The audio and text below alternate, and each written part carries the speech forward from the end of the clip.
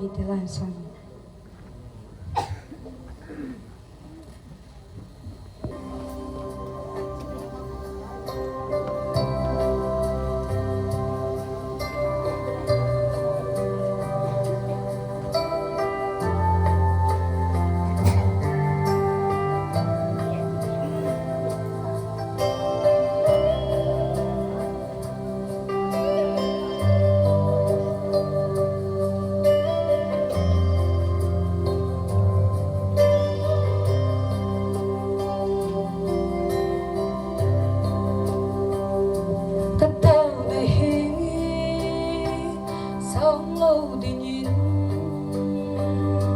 Để coi hiện ô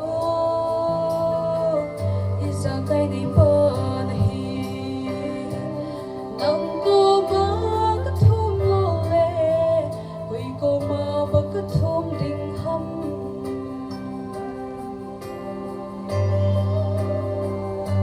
kama song hi ka vet si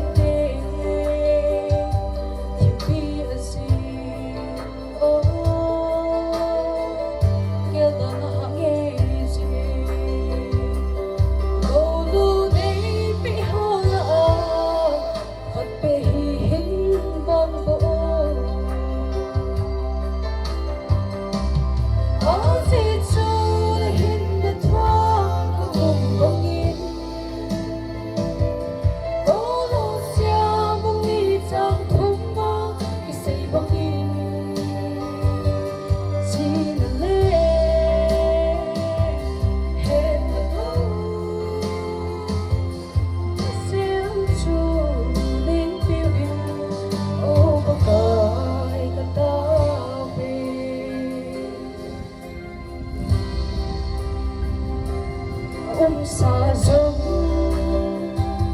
là bằng thay bờ lâu dùng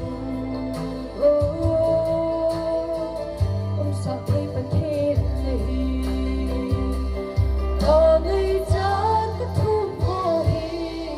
lùng xin đến đây hiên bèo xin chú là hiên là thoa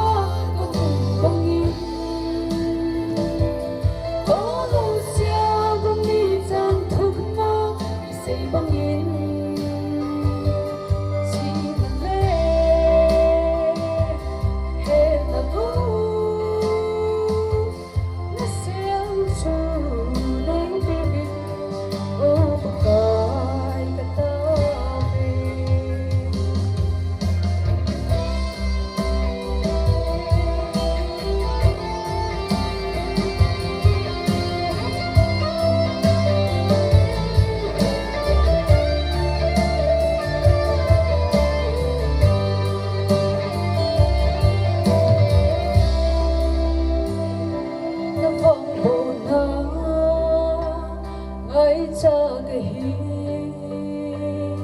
ôi cha in buồn ô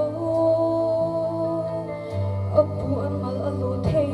lên cái hồ dia nó phát thấy na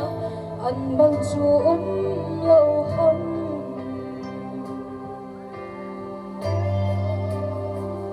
ai hiện nay bậc vắng cô tình lòng ta hiểu